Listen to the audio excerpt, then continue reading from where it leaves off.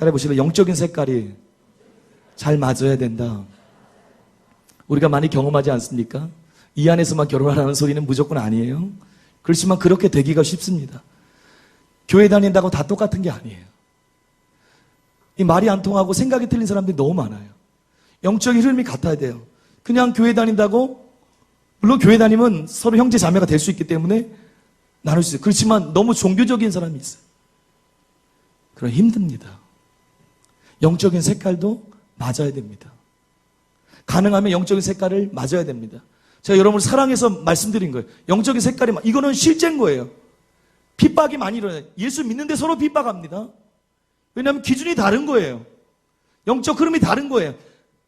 하나님은 예수님을 주님과 구세주로 같이 인정하는데 그 예수님의 뜻을 바라보는 눈이 다른 거예요.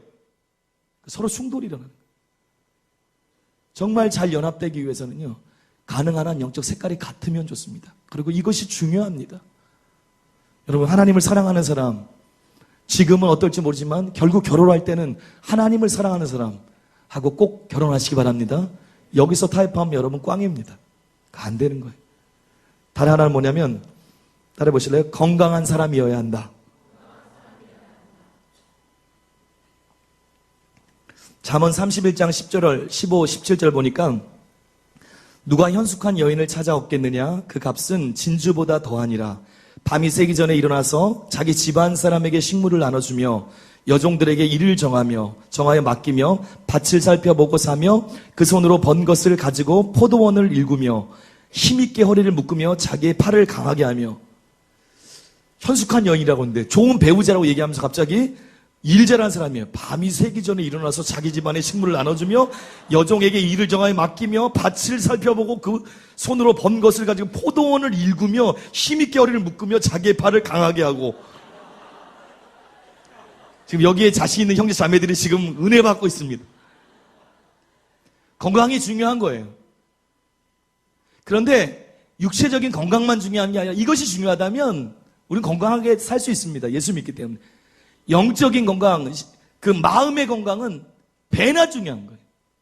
어떤 사람 만나야 됩니까? 건강한 사람이 있어요. 마음이 건강한 사람을 만나야 됩니다.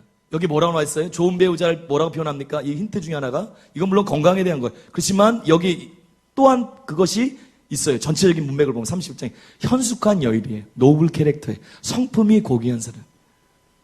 그게 좋은 배우자인 거예요. 마음이 건강한 사람을 만나는 거예요. 성격에 중대한 결함을 만나 있으면 아무리 조건이 좋아도 만나면 안 됩니다. 여러분, 망치는 겁니다. 그 사람이 이기적입니까? 조금 어디가 소심한 걸 수는 있을 수 있어요. 그게 아니라 전체적으로 너무 꽁해요. 이기적이 자기밖에 몰라요.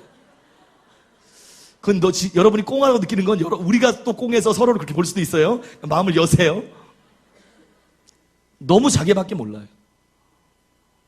심한 거예요. 그리고 이기적이에요. 여러분, 얼굴만 보고 배경만 보면 안 됩니다. 그 마음의 성품을 진짜 봐야 되는 거예요. 우리는 성품 본다고 그래요. 근데 사실 안 봅니다. 많은 사람들이 성품을 깊이 안 봐요. 자기가 성숙돼 있지 않으면 성품을 안 봐요. 얼굴 보고 배경 보고 내가 매력을 느끼는 어떤 외모적인 다른 것만 봐요. 아닙니다. 얼굴 배경보다 중요한 건 마음, 다른 걸 전혀 안 본다는 건 아니지만, 하나님 그걸 무시한다는 건 아니지만 그 마음이 건강한 걸 봐야 돼요. 그것이 굉장히 중요한 거예요. 그 마음이 온유한 사람들, 부드러운 사람들, 마음이 넓은 사람들, 그리고 밝은 사람들. 물론 때로 이렇게 그럴 수 있어요. 근데 주 안에 여러분이 거하면 밝아집니다. 성품이 외향적이지 않지만 마음에 밝음이 있을 수 있어요. 그리고 여러분이 지금 힘들더라도 주님 안에 성령으로 충만해지면 다 극복할 수 있어요. 이것도 신하고 관계된 거예요. 마음이 밝은 사람들, 배려심이 깊은 사람들, 이해심이 있는 사람들, 이것이 여기에 굉장히 점수를 많이 줘야 됩니다. 이것이 중요한 거예요. 주님이 이삭에게 리브가를 만나게 했어요. 우리 예전에 말씀 나눴잖아요. 창세기 24장에 리브가가 어떤 마음이 있습니까? 배려심이 있는 거예요. 리브가는 아브라함의 축복을, 영적인 굉장히 중요한 일을 감당해야 될 영적 어미 같은 사람이 되어야 되는 거예요. 근데 주님 뭘 봤어요? 배려심을 봤어요. 심령의 건강. 물론 물동이도 많이 날랐습니다. 힘이 좋았어요. 그렇지만 그것뿐만 아니라 배려심이 있었어요. 육체적인 건강 얘기하면 갑자기 이 근처에 있는 헬스장에 그냥 회원이 꽉 찰 수 있어요. 마음이 건강해야 돼요. 여러분, 이해심 있고 배려심 있고 마음이 온유하고 좋은 사람들, 그거 중요한 겁니다. 그 사람을 택하시기 바랍니다. 여러분, 두 가지 얘기했어요. 마음이 건강한 사람들, 그리고 세 번째는 여기에 점수를 주라는 거예요. 부족한 점이 조금 있을 수 있어요. 근데 전체적으로 시간이 갈수록 이게 있어야 돼요. 세 번째는 뭐냐면, 따라해 보실래요? 지혜로운 사람이어야 한다. 여러분의 기준과 많이 다르죠? 능력과 존귀로 옷을 삼고 후일을 웃으며 입을 열어 지혜를 베풀며 그 여로 인애의 법을 말하며. 잠언 31장 26절이에요. 25, 26절이에요.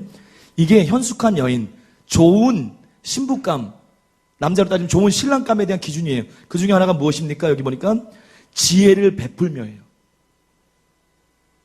지혜를 베푸는 거예요. 지혜로운 사람, 지혜는 머리에 똑똑함이 아닙니다. 배경이 아닌 거예요. 여러분 아는 것처럼 삶의 운영 방식이에요. 말이 지혜로워야 돼요. 여러분, 지혜로운 거 중요합니다. 지혜로운 사람, 하나님을 경외하면 지혜가 임해요. 지혜로운 게 필요한 거예요. 거기에 점수를 안 주면 안 돼요.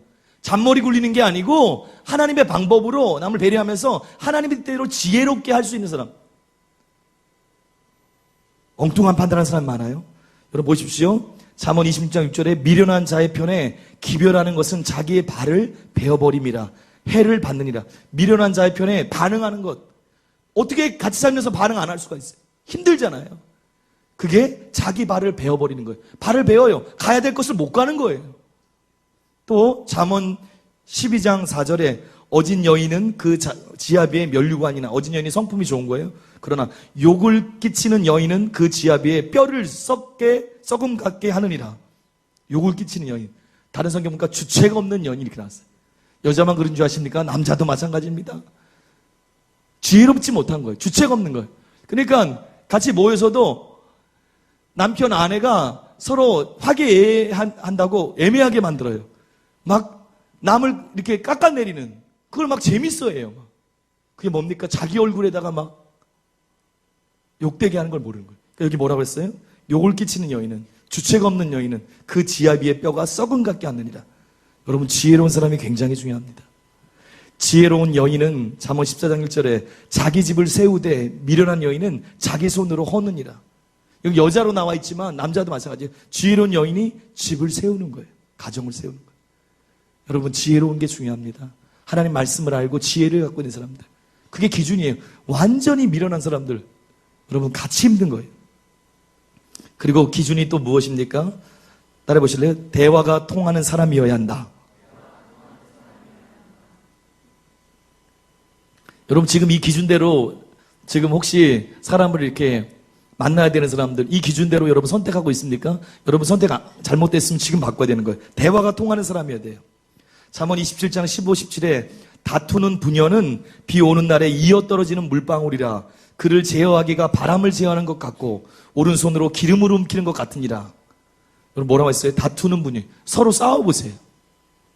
부부지간에 싸움이 일어나 보세요. 그러면 어떤 일이 있어요? 배우자 간에 비 오는 날에 이어 떨어지는 물방울이 해결이 안 돼요. 이 새 가지고 계속 떨어지는 거예요.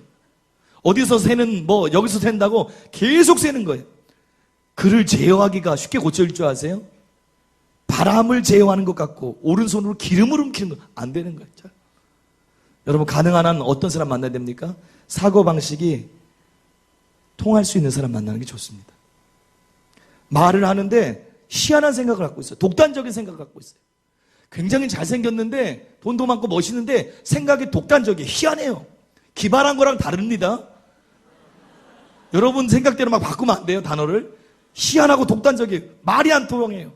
생각이 안 맞아요. 영어로 리즈너블이라고 그러잖아요. 이 말이 일반적으로 통해야 되는데 그게 안 통해요. 그러면 결혼하지 마십시오. 굉장히 힘듭니다.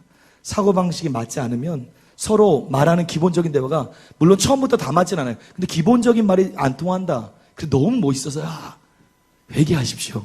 그것만 가지고 되지 않습니다. 말이 통하는 사람, 가능하면 생각이 굉장히 외골수고 희한하지 않은 사람, 여러분 그걸 봐야 됩니다.